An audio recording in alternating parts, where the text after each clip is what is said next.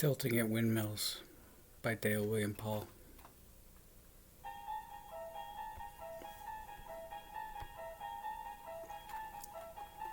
You unlock this door with the key of imagination. Beyond it is another dimension. A dimension of sound. A dimension of sight. A dimension of mind.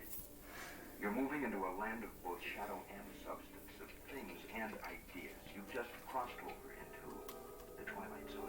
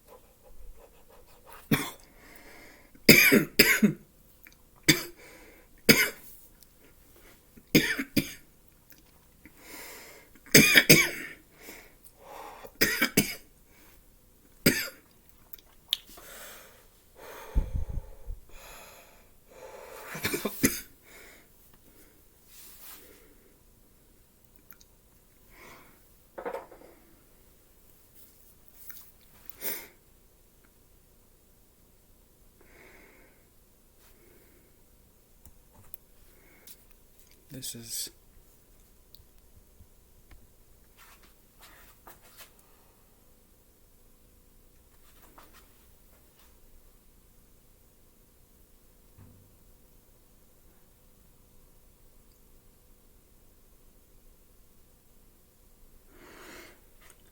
$385 pages. We'll do it again. Tilting at Windmills by Dale William Paul.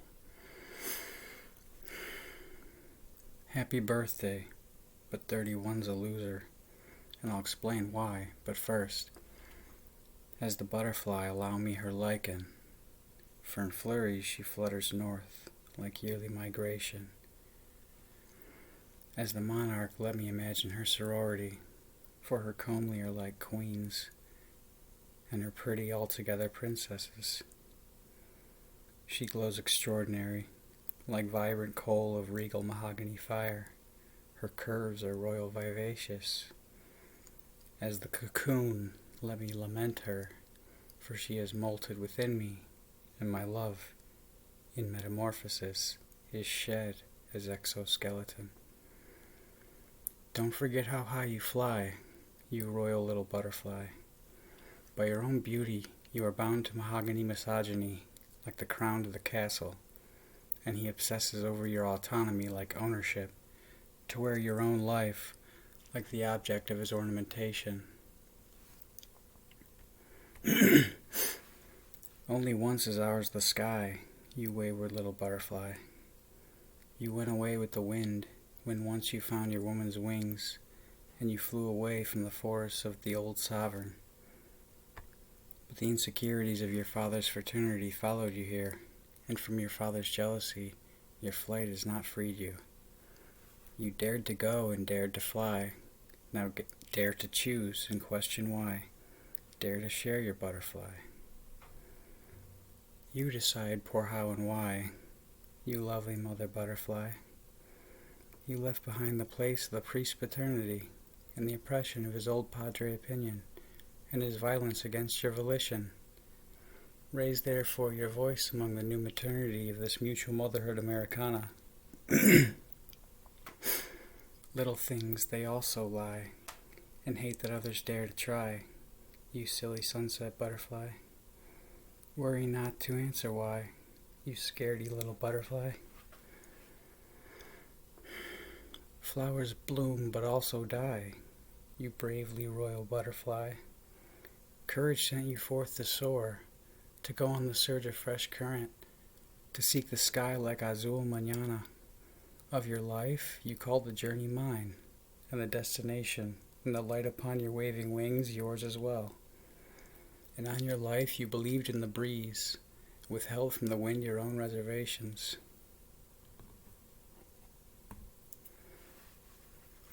You put your pretty petals toward the promise of new tomorrow, but your flutter has pollinated the old precedent, in that you have surrendered your new voice to the chauvinism of the old standard.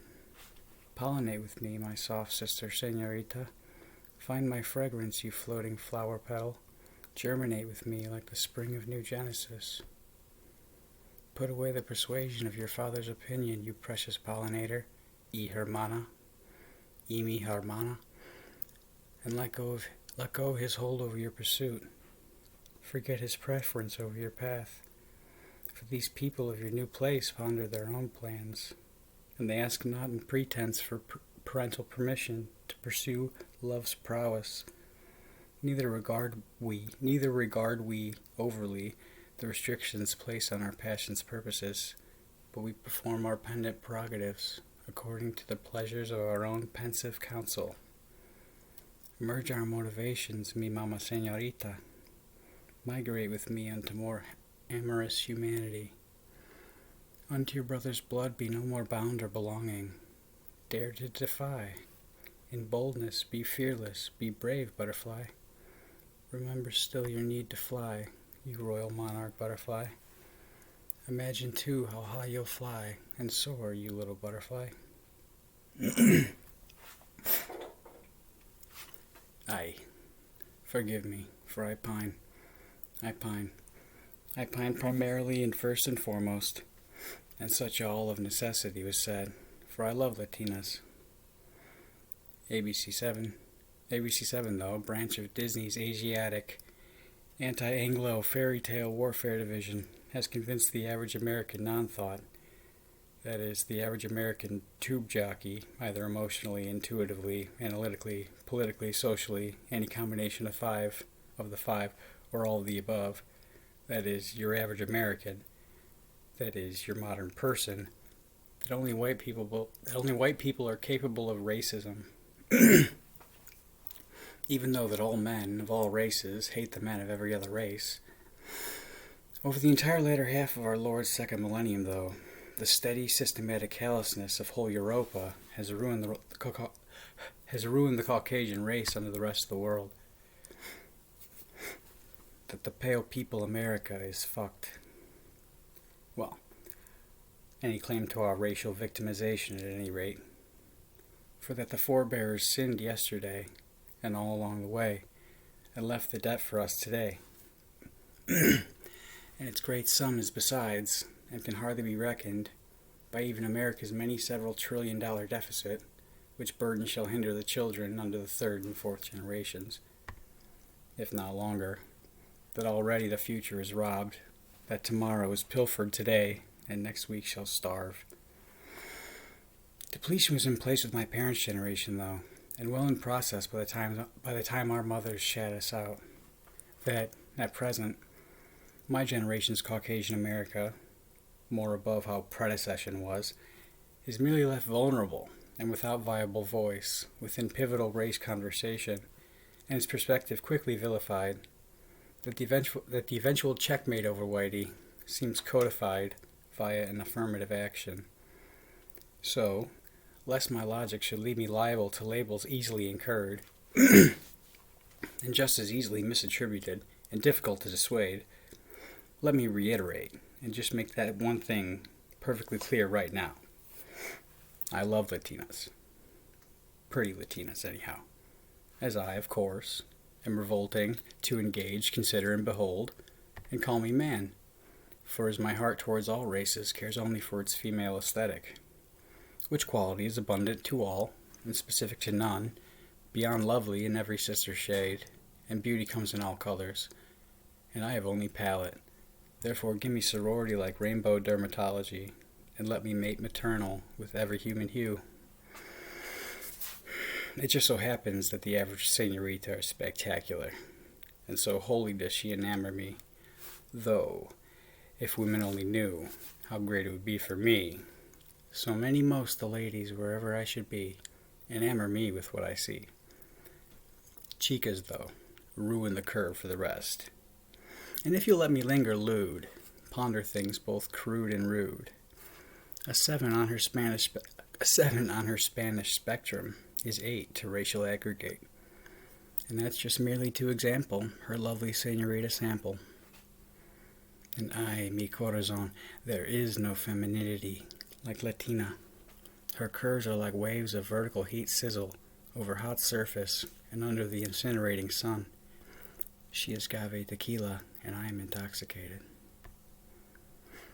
Beyond visual vibrancy, though, senorita and me, we'd be so compatible. Oh, butterfly, your fire flower float to me, and we'll cocoon so happily. I see us two away from view. A wildfire burns in you. I see she shares my same desire. Oh, senorita, light my fire. How bright she shines, yet from afar, all the twinkle of a star. In her I see humility, and something soft like modesty. Her humble place, despite the shimmer of her face within her new society. Her day is such reality that in her experience more so I see such depth to her humanity. She seems to me more humble bred, rich in lies she isn't fed. For in her upbringing her utility is more implied, that of and for and upon her contribution she'll also someday be relied. And she's raised without the expectation of silly fairy tale fantasy and hopes and dreams of how leisurely her life should be. It takes white women getting married, only to then inevitably regret it, before she ever ponders things with such practicality as implicit to the Americanizing Latina. For pretty white girls are all debutantes, whose cherries their fathers worshipped until it was popped by somebody who wasn't him, and so suddenly he stopped caring what time she came home anymore on school nights. And she has no concept of what's important, but trinkets provide to display her value, of which, if lacking, she feels void. That only painfully does it become to her apparent that her priorities were way out of order, when it occurs to her what life she left unlived by accepting sunset during yet dawn, in settling for a man that had, with which to provide for her, but lacked to make her happy, that she forfeited her own fulfillment for but pleasant and trendy apparel, which but better draws the eyes of those who can only look at her, yet who she cannot without guilt or betrayal touch, and for spacious soccer mom SUVs that perch her up special and elevate her prominently high above the road, which make her feel envied and prized and emulated and cherished and valued. Yet merely transports from place to place the captivity that emptied her too soon of freedom's joy.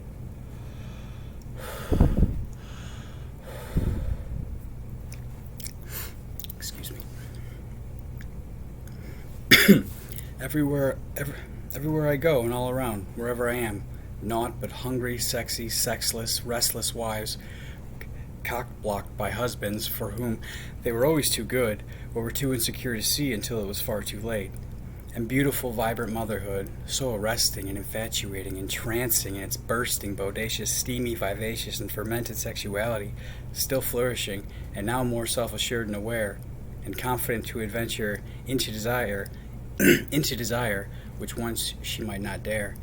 All of them, all fettered to these same sad, terminal, malignant male tumors, the new bloated jokes of marriage. When time was, just Susie got fat when out she shat with Steve begat. So Steve fucked the neighbor's daughter, but stayed still Susie's husband, while they, the wives themselves, become just more and more attractive and irresistible, yet remain so undeniably unappreciated. And this proclivity towards tantalizing maternity transcends race distinctions, but it's abundant omniracially. as also to its tendency to so often so quickly come to loathe the fat lug who lags always behind so short of her, but which disappointing disparity it would take her too long to eventually realize. Except maybe among Asians, in that fat slug seems of rare variety to this American Asian. Probably all the soy sauce. I guess I just wouldn't, and likely still won't, for a good long while yet, be able to afford a date, let alone marry, a white woman anyways. And not one that I'd want anyhow. I need a girl that can keep me coming to her, and all pun intended. One to whom I'm enough attracted that I should all other women forsake, without being otherwise constantly tempted to forsake her for other women. And can you believe this monogamous coupling bullshit? Besides that, though, the average American white woman, at least on her happy half of the superficial scale, she's so hardly any more a real person. Her life is like a Target commercial, and most about her is frivolous.